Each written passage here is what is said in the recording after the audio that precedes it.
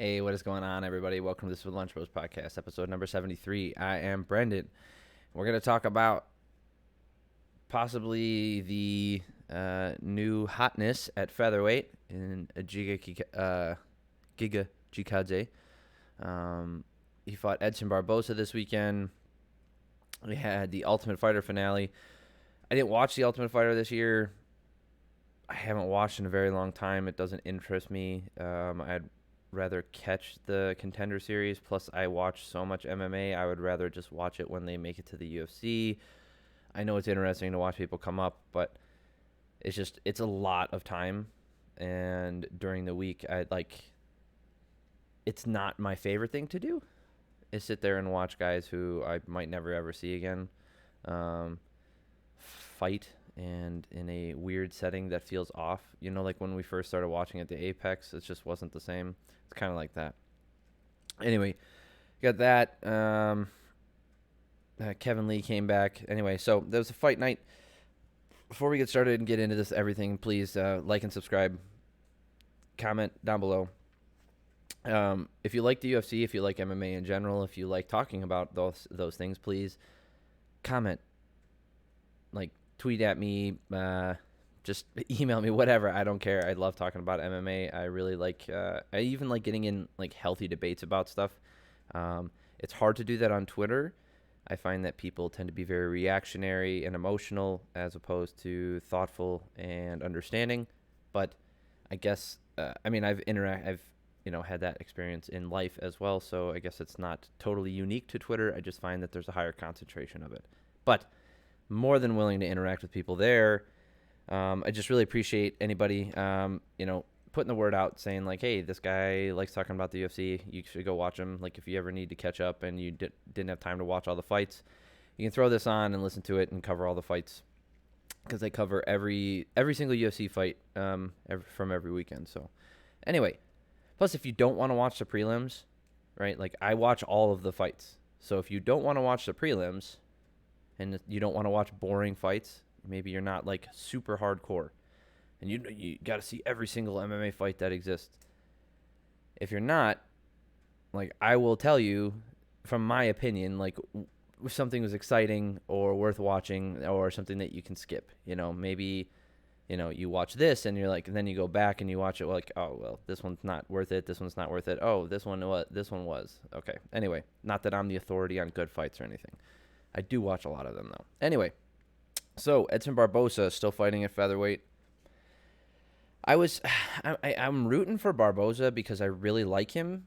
I like his fighting style. I like his story. I like his history. I like so much about Edson Barboza. I do. Chikadze's just better.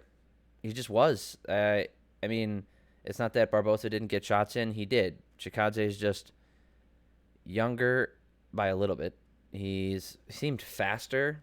He kicked as hard, maybe not harder than Barboza. He kicked as fast, which is unique.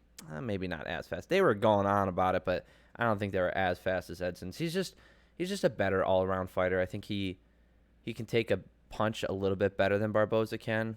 I think that's always been.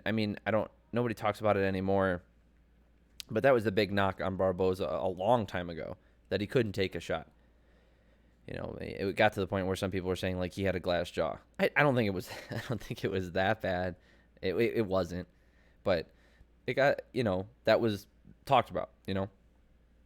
So that being said, what do we look for here, in Chikadze? So good cardio. He's got good striking. He got great striking. Good power. Great power. Right, fight IQ looks to be spot on. Looks to be good enough so far. He's undefeated in the UFC. He hasn't lost to. Let's see.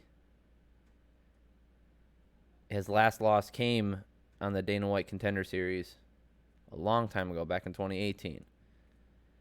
And then it's just been split decision, decision, TKO. So he's picked it up a little bit recently.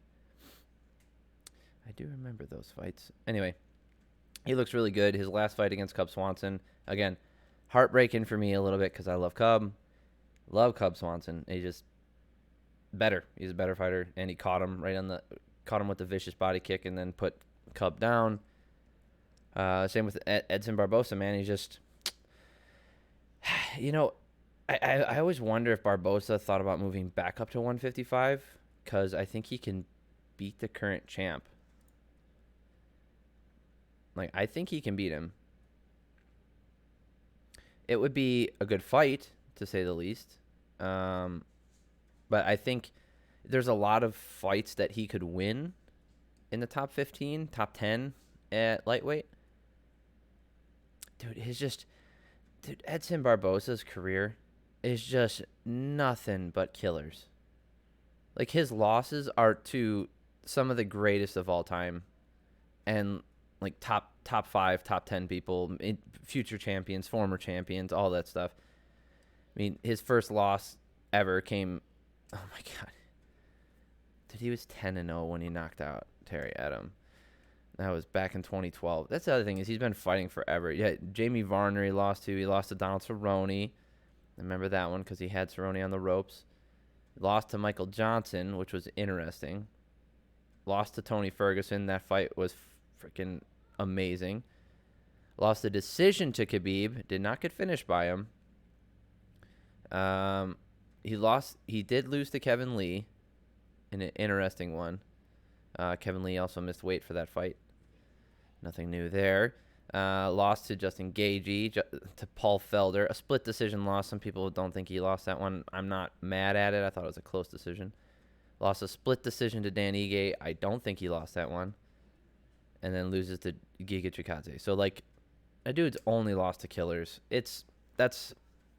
He has a very similar record / career trajectory and history as he just fought last Kelvin Gastelum, right? Where he's got a lot of losses. I mean, the dude's lost 10 times, and he's 22-10. The thing is, he's gotten to the point where he's only fighting killers the entire time. He's only fighting people in the top 10, top 5 for the last, good God, 9 years. It's got to be. I think that's unreal. Unreal. Anyway, I don't know where he goes from here. I'd probably, they were ranked 10 and 9, Barboza being 9 before this weekend. So, I mean, Barboza's probably going to drop outside the top 10. I don't think they're going to exactly trade. They might. I mean, I wouldn't be upset if he stayed at number 10 because he's, this is his first loss at featherweight, or first real loss at featherweight. I thought he beat Ige. And they have him fight someone like Bryce Mitchell, or he already knocked out Shane Burgos, Ilya Topuria. So I would put him against someone in the top 15, in the lower top 15. Ivloyev, that would be a good fight too. I wouldn't mind him going there, but then for Chikadze, that's it, man. It's killers. It's killers for him now. That's it. Like, he's got to fight. I mean, I wouldn't mind having him fight like Chan Sung Jung, Calvin Kattar, Arnold Allen, Josh Emmett. They're all good fights. Dan Ige is a good fight. Yeah, man, they are all good. I'm excited. That's gonna be really fun. Anyway, those are all good fights. A couple notes from the fight. So lots of kicks from both guys early. Barboza kept the center of the octagon for most of the fight, which was interesting. Big output from Chikadze in the final minute of the first round, which probably gave him the first round. This doesn't matter because he ended up getting a TKO anyway. Giga along the fence the whole time, kind of playing the counter role until he landed a big shot. Barboza was going to the body of Chikadze and kind of slowing him down and doing a good job. And then Chikadze lands some big shots and then wobbles him and gets a finish in the third. So, Barboza's not washed. He's just fighting really good fighters. He didn't get demolished out there, didn't get wrecked, didn't look like he didn't belong. He looks great. Chikadze just looked better. and did a better job. I would be a little worried maybe with Chikadze's cardio. Let's see how that holds up in the top 10 here. But as far as like striking prowess, fight IQ, he looks to be on point. So, all right. Oh God, this fight. The middleweight, like the whatchamacallit is the freaking. This is how little I care about it. The Ultimate Fighter. Brian Battle ended up submitting Gilbert Urbina, who I think is Hector Urbina's brother, who also fought. And then he's no longer in the UFC. He also fought on the Ultimate Fighter. That was actually one of the last ones I watched. I don't know. Urbina was working really fast to get the finish, but he couldn't get it done, and he started looking slower. He took the fight on 10 days' notice or whatever, so his cardio maybe wasn't on point, and he had slowed down. I don't know. The biggest takeaway for me was that these guys were not impressive. Like, I don't see either. Like, these guys are like bare bones 185ers, not someone that you take in and then throw to like some middling contender or like middling journeyman or whatever. Like, these guys need to fight other new fighters or super aged fighters. Like, this is, from what I see, right? Like, this is one of the reasons I don't like the Ultimate Fighter. It's like, it's not the best example of who's really good, because you have to make weight a lot, and it's just not ideal. You end up fighting at a higher weight class than you would anyway. You're not training with your coaches the whole time. It's just weird. All right. I got it. At the time, it made sense because, this whole reality TV thing was really big. I mean, I think it still is. I don't know, because I don't watch television anymore, like traditional television, where like the programming's already on and you just turn on whatever time, and I only stream. So it's very, very weird that they think that this is still going to work. And I think the numbers kind of bear that out for this season. We'll see. But I think the Contender Series makes the most sense. Dana White's looking for a fight, even though most of those guys kind of washed out. It's still a fun series, and the idea is fun, and you get these new fighters in with built-in backgrounds and like hype behind them before they enter the UFC that everybody gets to be a part of. I think that's kind of a better idea. All right. All right, so we had the bantamweight final, that was a really good fight though. So this one, like high stand versus Turcios, Ricky Turcios versus Brady high stand. Brady seems to be letting Turcios like move and get up so he could take him back down early, but then Turcios like was really active down there and did not let Brady relax or control anything. So Brady got tired early, or more tired, and then Turcios seemed to be landing more. But if you go back and look at the numbers, it wasn't a significant amount more, like significant strikes, right? Total strikes, obvious. Turcios was out there like a madman throwing everything.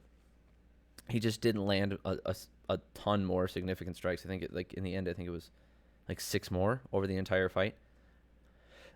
So Brady looked tired, or more tired early. But even though he was tired, Brady was able to control the octagon, get takedowns, and still landing like bigger shots. Like, he was landing big shots, right? At one point in the second round, he landed like a really big shot that Turcios, staggered back from. It was hard to say who was winning. I was leaning towards Brady in the first two. And then, the other thing that annoyed me with this fight, Ricky grabbed the cage multiple times, but just got warned. You'll understand why that's frustrating after we get to some of these earlier fights from the night. So Ricky caught Brady kind of off balance, but with a good shot, and put him down in the third.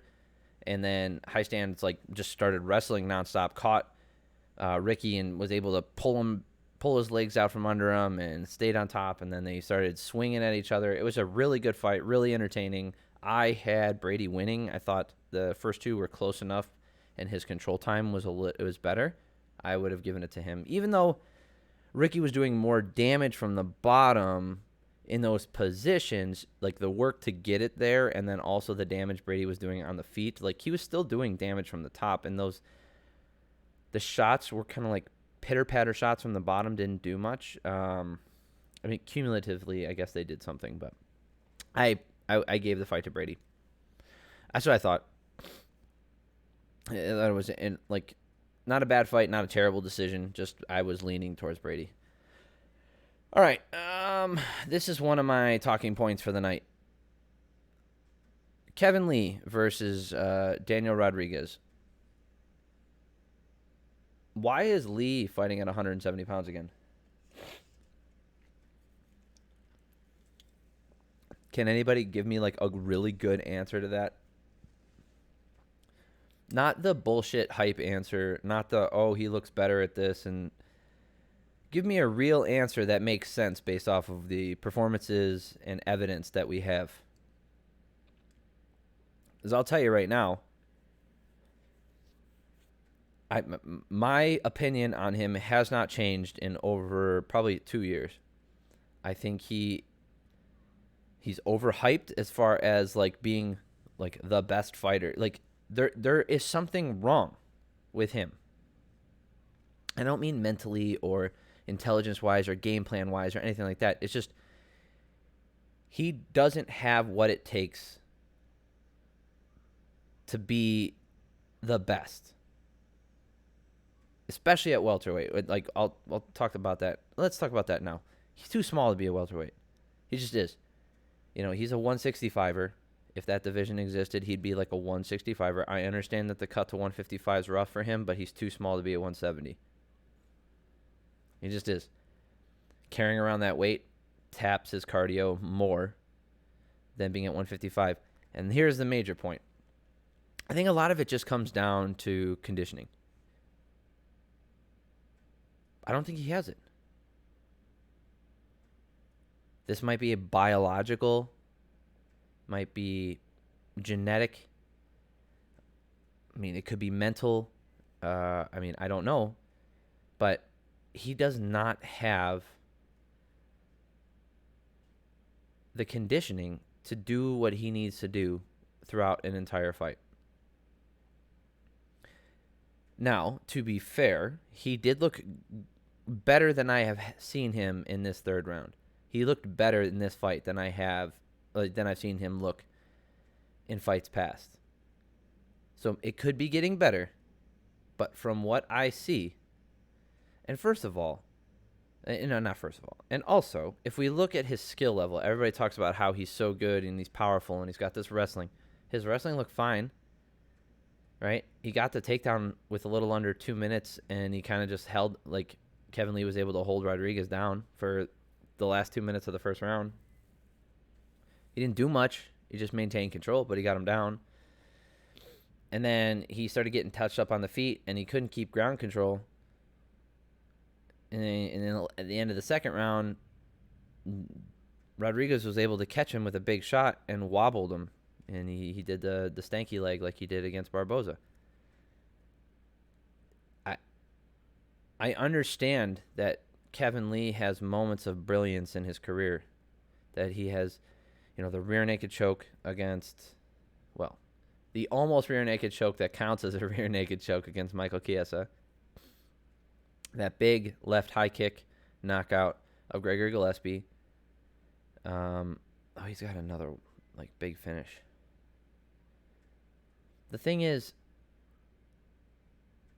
he seems to be an action fighter who can't keep the action up, and everybody says he's got all the tools to be champ. It's just mental. I don't think so. I don't think he has all the tools.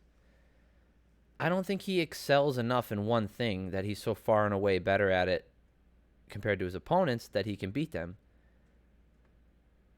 And I don't think he has the conditioning to continue to fight at a pace that makes sense for him, his frame, his skills, for 3 rounds, let alone 5, on a consistent basis. So this isn't me telling him what to do, because I have no idea, and I would never wager to do that stuff. I'm not going to tell a professional athlete what they need to do to improve their game. I think that's ridiculous. Like, I can barely keep up my running schedule, and I'm doing it recreationally. Right? I think I ran like 30 miles this week, and I was supposed to run 35. Not enough. It's not enough. This is me. I don't have anything on the line here, right? Like, I don't have the pressure of keeping this. Like, I just have to self-motivate and do this stuff. So I'm not going to sit here and try to come up with a game plan for a professional athlete. But from all the stuff that I've seen from him, and I know he's been with Faraz Hobby up at TriStar and stuff. He needs to change something about the way he was fighting. If I had to guess, I would say conditioning and game plan make more sense than anything else, because he has all the other tools. He does have, he's powerful. He's got good wrestling. His speed isn't bad. It's just it doesn't come together the right way all the time. It comes together in moments, and he can finish people. And if he doesn't, he just wilts, and he can't get it done. All right, I've been hard on him for a little bit. I don't like the artificial persona that he had, in the lead up to the Chiesa fight and that whole fake McGregor shit. I can't stand that stuff. I've said my piece on that. I don't want to keep talking about it, but I'm not a fan of that thing. I'm sure he's a pleasant individual to be around. I haven't heard anything extremely negative about him. I think he just put on the persona to make himself more popular, and it might have worked. It might not. It's just not something I like. So it kind of made me dislike him. It made me dislike him, right? Being fake, always, even the appearance, even if it wasn't fake, right? Even if it just appeared to be fake, it did enough damage. Getting notifications. It did enough damage to his credibility in my eyes to where I was never really rooting for him again. And it didn't I think he had an opportunity to beat Khabib at the height of his abilities. With his wrestling and his striking, I think he had an opportunity. I think he would have been the same way that Gaethje had an opportunity. I still think that Gaethje could beat Khabib. It's just not most of the time, right? The same way I rate all of the 60 times out of 100, that kind of thing. Maybe it's 7 out of 10 times Khabib beats Gaethje. 7 out of 10 times Khabib beats Kevin Lee. See, that would be a fun fight, Kevin Lee versus Gaethje. I would heavily lean towards Gaethje because he doesn't break. You have to put him out. But I think it'd be fun. I don't know why he's up at welterweight. He doesn't belong there. I don't care. You can say whatever you want. I'm not going to believe you because he hasn't looked good at welterweight ever. Win, loss, tie, I don't care. He does not look good at welterweight. I mean, we can... I might be misremembering, but I'm almost positive. Yeah, so he loses to Tony Ferguson, beats Edson Barboza. Oh, yeah. So this is a guy who can't beat Ally Quinta. Not exactly a world beater there. Rafael Dos Anjos. That was when he moved up to welterweight. Then he moved back down to lightweight and beats Gregor Gillespie. Then loses to Charles Oliveira, and then goes up and loses to Daniel Rodriguez.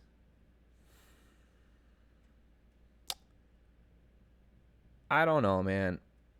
I go back down to 155, and I'd work on... I would see what he would do with better cardio, because I think he can still win. It's just... Dude, unless he does something crazy different, his window is closing. All right, so... Another Ultimate Fighter fight, Petrovsky versus Gilmore. Fun fight. It was good. Petrovsky landed some lands a big right hook and gets a fight to the ground. Petrovsky looked really comfortable on the ground, at least when he was on top. Petrovsky with some big slams, nasty neck crank. He used a ton of energy, but then he kind of gassed a little bit, and then Gilmore had a great nut shot at the end of the second round, or in the second round. They seemed a little slow. I don't think they're going to be like the future of this division based off what I'm seeing here. Maybe I'm wrong, but I just don't see it. Let's see. Oh, Petrovsky, like he ended the second round on top, but it was kind of hard for me to give him that round based off what I was seeing, and then none of that mattered because Andre gets him out and locks up an arm and lands some big elbows to get the TKO in the third round. So, he looked good. He also said that he could fight at welterweight instead because his fight was at middleweight. So maybe that's why he looked a little slow and awkward, like he's carrying around more weight than he does normally, or, maybe it's because, this is relatively, I don't know. I say relatively short notice because it's the Ultimate Fighter, but I think they have plenty of time. All right. Mahmoud Mirada versus Gerald Meershart. So Muradov landed some big shots early and put Gerald Meershart on his ass. But Meershart just kept moving forward, and then at the end of the first round, like, it was hard for me to give that round to Muradov just because Meershart did so much, but I could see someone giving, okay, because he dropped them and Muradov did more damage early on, let's give him that first round. And also in that round, Meershart did land a nice nut shot and an eye poke. It's another fight with one of those. In the second round, Gerald took a couple of shots, but landed some big ones of his own. Gets on top and then finishes with the rear naked choke. Dude, he's just tough as freaking nails. You have to put him out. You can't expect him to just go away or crumble under pressure. You have to put him out. I think he looks good. Gerald Meershart, he's calling out the top 15 fighter. I think it's time for him to challenge in the top 15 yet again. See if he's made the correct adjustments. Him versus Andre Muniz. That's a good fight. Brad Tavares. Chris Weidman. Well, Chris Weidman just broke his leg, or he had to have his leg re-broken. So he's not coming back for a while. This is one of those moments for Kelvin Gastelum where if Gastelum wants to get back on the winning track, and also if Meershart wants a name on his record, it's kind of like a make or break fight for Gastelum, though. That kind of puts him in an odd spot if he does end up losing. The last fight, the feature prelim, Alessio Di Chirico against Abdul Razak Al Hassan. Al Hassan with the big head kick with the right leg. Alessio actually leaned into it. It was a perfect kick and just put him right out. It was in 17 seconds into the fight. Not much to say about that one. It was just great head kick. There was nothing else that happened of note in that fight. 17 seconds, so nothing to really talk about. There is something to talk about in this fight, though. Sam Elvi versus Wellington Turman. Okay. First of all, there are more infractions that we're going to get to, but this one was the worst fight for it, and this is why I was upset later on in the night when people were warned. Because I know that's a separate fight. I'm just already on edge from the last time I watched it, and it's really frustrating to see. So Turman was working on a takedown for the first 2 minutes in the fight. He took a few good shots from Elvi. As Elvi was trying to, or as Turman was trying to go in for a takedown, Elvi started to get the timing of the takedown attempts and land a couple shots on the way, on Turman's way in. And then at one point, Turman reaches out with his lead hand and gives the old Three Stooges to Elvi, pokes him in the eye. Okay. Second round. So the first round I'd give to Elvi, even though he was just warned for the eye poke. I think Elvi landed the bigger shots, did more damage. Second round. Turman, more takedowns, doing pretty good. Landed more shots, constantly moving forward. Elvi's always on his back foot anyway. That's how he fights. Blah, blah, blah, blah, blah. And he was warned multiple times for keeping his fingers out. So I get that second round of Turman. That's inconsequential. Third round. I haven't seen this. I don't know if I've ever seen it now that I think about it. And maybe I have. It just doesn't stick out in my mind. Turman pokes Elvi again in the third round. In a round where Turman is looking better. Not by a ton, but he is winning the round. Pokes Elvi in the eye. Doesn't get a warning this time. Finally, but Chris Taglioni finally fucking takes a point. For the love of all that is holy. A point was taken for a foul. Praise the MMA gods. My prayers have been answered. And then what's this? 20 seconds after they continue the fight, the doctor comes in, looks at his eye, Elvi's eye, and Elvi's like, no, I'm good. I can see. Let's keep going. Turman reaches out right after they restart the action, and he gets a point taken away. You know where it's like embarrassing. Like they have to. I know there's a reason for it because they're telling each judge like, hey, 1 point, 1 point, 1 point. But it's so embarrassing because he like holds your hand, like come here. We're taking you to the principal's office. You're gonna tell him what you did. Come here. It's so embarrassing. But anyway, goes through the whole rigmarole, does the whole thing, stops the fight for 30 plus seconds. Everything stops. Way a normal foul will take place and a point is taken. Cool. Action starts back up. Wham! Pokes him right in the fucking eye again. Dude. And then he's upset. Turman's like, what the heck? What'd I do? Taglioni's like, dude, I just told you, you don't get warnings anymore. You poked him immediately. I just took a point, and you poked him in the eye again. So, and what did he do? He took another point from him.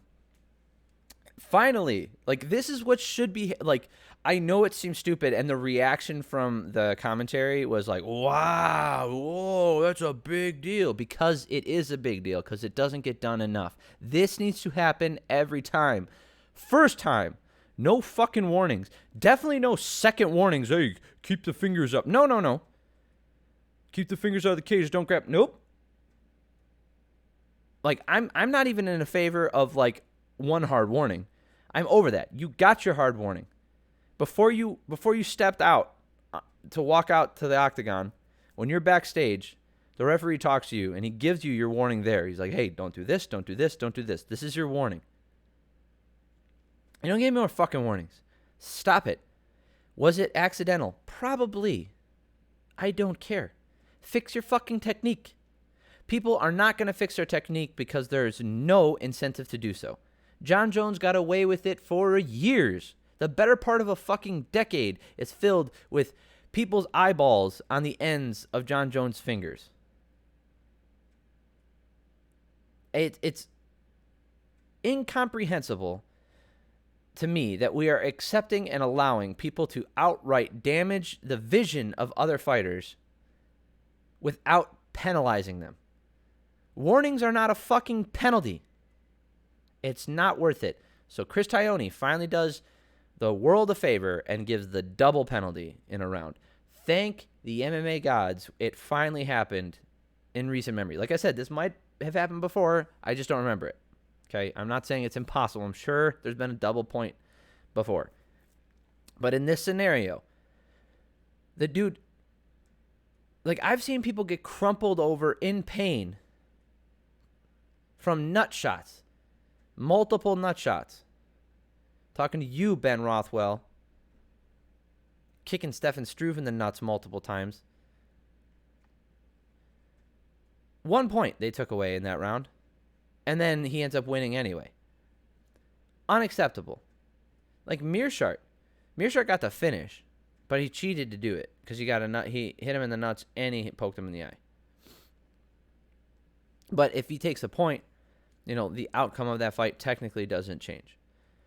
And then afterwards, I was listening to the commentary team talking about how Turman was the better fighter. I don't give a shit. You're not the better fighter if you don't follow the rules. Like, I don't understand what the disconnect is here, where people place punching, kicking, and wrestling and submissions in this box, and then all other things when it comes to MMA over here in this box, right? Making weight, following the rules, passing your drug test.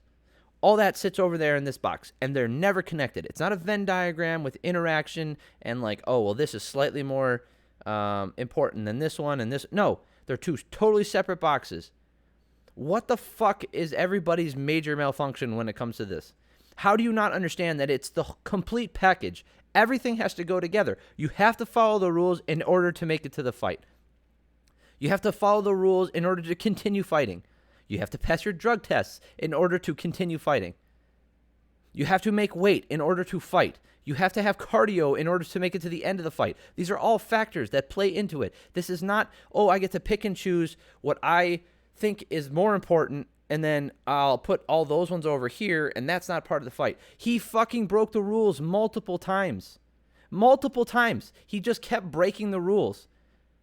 That he's not the better fighter because he can't fucking control where his fingers are going. The better fighter wins. The better fighter wins because he beats the person and follows the rules doing so. Or if he does break the rules, he finishes the fight so that those points that are deducted from him don't affect the outcome. We should get to the finish this. Elvi ends up losing the fight. There's some weird cards. There's 28-27 on all three judges, but two of the judges gave it to Turman. I don't agree with it. I think Elvi won the first round, and obviously the last round I think he lost, but those two eye pokes means that it should have been a 9-8 round. A 9-8 round for Elvi. Yes. It should have been a 9-8 round for Elvi. Okay. I can't stress this enough. I'll say this one more time and then we'll move on, cover the last couple fights, and we'll be done with all this stuff. Because there were some, of course, there's more fouls earlier on too. If you can't make it to the fight, if you can't make weight and make it to the fight, if you can't follow the rules, if you can't get to the octagon because you're breaking the law, if you can't make it to the end of the fight because your body can't hold up, whether that be cardio or your joints don't hold up or whatever, you're not the better fighter. It's all the same thing to me. You don't get to put artificial parameters on it and tell me he's the better fighter under these specific conditions, under this scenario, when the light is this certain way, under this time, and when the moon is waning, and then this octagon, not the big one, the small octagon, but then only when he's wearing the blue shorts. Bullshit. You can add in those factors to say he's a better fighter under some conditions, like when it comes to this. But you cannot be the better fighter only under the strictest of scenarios and then tell me, oh, well, he was winning the fight. Sorry, not he was winning the fight. He's the better fighter. He just, committed fouls. Then he's not the better fighter. He's not. If he were to egregiously kick the guy in the nuts repeatedly, would you say he's the better fighter because the other guy collapsed because his testicles were in his throat? No, you wouldn't. He's breaking the rules. It's the same thing with eye pokes or fence grabs. You don't get to fucking do it. That's not a part of the rule set. Those are not allowed. Therefore, those are not effective techniques. So it's not a part of the better fighting or the better fighter. You don't get to do that shit. He was not the better fighter. He should have lost his fight. It was a bad decision. I don't agree with it. Especially how egregious his eye poking was, because he was warned multiple times and got a warning after an eye poke. Ugh. I feel bad for Elvi just because I do enjoy seeing him fight. I never thought he was a world beater, that he's going to win a title at middleweight or anything. Like, he's not going to, because He just doesn't change his style up enough. Fights on his back foot. He's against the fence the entire time. Like, there's very few champs that have done that. Like, Tyron Woodley is one of the few. And he did not get the belt doing... Well, actually, he got his way to the belt. He won the belt by knocking out Robbie Lawler.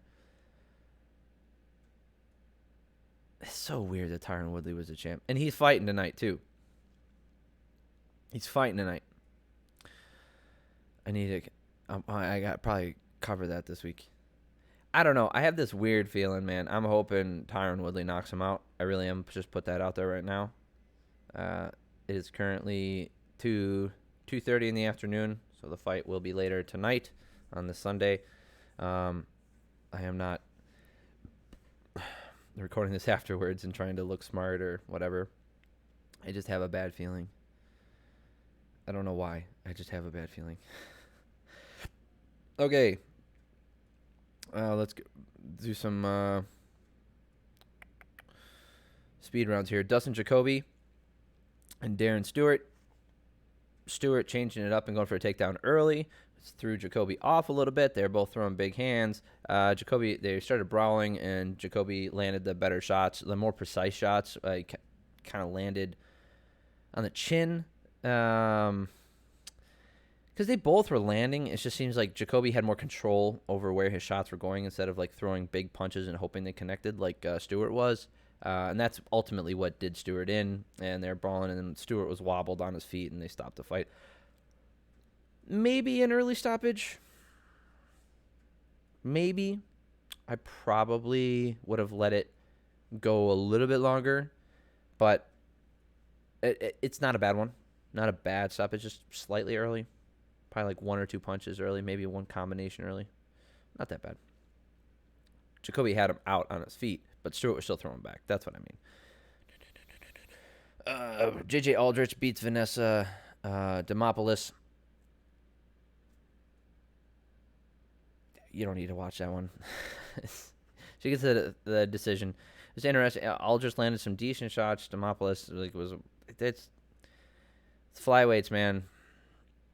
Female flyweight. All right. Emers versus Sabatini.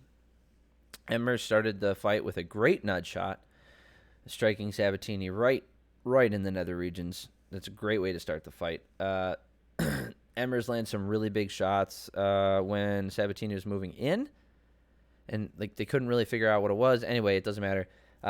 Sabatini was wobbled, and he ends up on his butt, and Emers ends up on top of him. And then Emers tries to stand up, and Sabatini grabs a leg, gets Emers' ankle under the armpit, and starts cranking on it. Emers grabs Sabatini's foot and starts going for a toe lock, and they played footsie for a little bit, and Emers reached down, like after a while, like Emers ends up reaching down for his knee. It was really bad. Sabatini probably tore something in Emers' knee with that heel hook. It was rough to watch the end of that one. It was fun while it lasted. Let's put it that way. And then to start the whole night out, we had Mana Martinez versus Guido Canetti. Canetti's this older individual in his 40s. He's 8-7 now. Martinez got the decision. I had it going to Guido, but again, it's pretty close. Martinez missed weight, so he started out the fight by cheating. Lots of cheating last night. So Canetti dude, his kicks are so nasty, and he's got like this old man strength. Like it's just like there's positions that he refuses to be in, and he just kind of like moves Martinez out of them. It's pretty cool. Don't agree with the decision. I think Canetti won that one. It's not a robbery or anything. I think the judges were... I mean, I'm glad they weren't more involved this weekend because I think... because Adelaide Bird was there, and we all know what she's capable of. Terrible, terrible things. Yep, that's it. We got fights coming up next weekend. Derek Brunson versus Darren Till. Tom Aspinall, Sergey Spivak, that's a fun one. Lipsky versus Mandy Baum. Alex Morono, coming off that big win from Donald Cerrone. Khalil Roundtree's fighting next weekend. Oh, and Paddy Pimblett. I thought he wasn't. I thought Paddy was pulled from that card against Luigi Vendramini. Yeah, lots of hype behind Paddy Pimblett. I've seen his highlight reel and I've watched some of his older fights. He's a interesting character.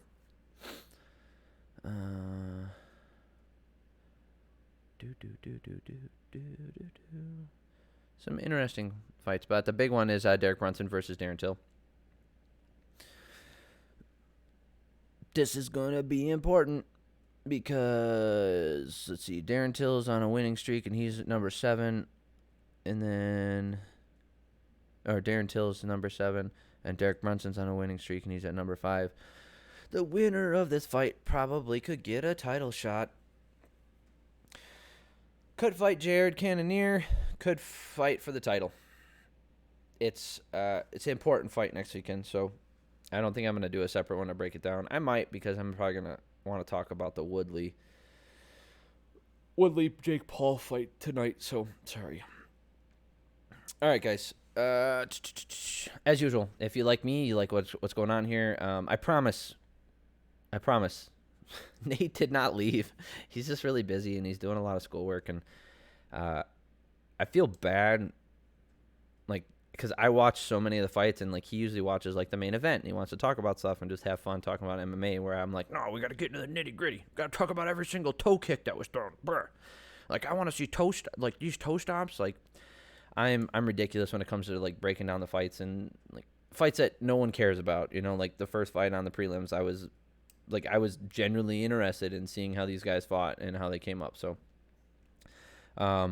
he's not gone. He's coming. He'll be on. Hopefully not after the next weekend, but the next big card, UFC 266, probably with Volkanovski, Shevchenko, Nick Diaz. We got to talk about that one. My boy Curtis Blaze against Starzinho. Anyway, please like, subscribe, all those good things. I really appreciate all of y'all. I really do. Like, anybody who watches these, I can't believe that there's more than 2 people who watch this every week. The fact that some of my videos have like 20 views on it is unbelievable to me. Like, I know it seems stupid, but that means a lot to me that there's actually people who listen to this. So I appreciate y'all. I really do. Like and subscribe. Get somebody else to listen to this. Get them to interact. Talk about the fights. Yeah, suggest other things for me to talk about. I really am. I just started a Twitch channel where I play League of Legends with my buddy, so I'll be over there too. I don't know if I'm going to cross promote. I might leave these separate from each other, but we'll see. Anyway, hope everybody has an awesome week. Go kick some ass. Love y'all.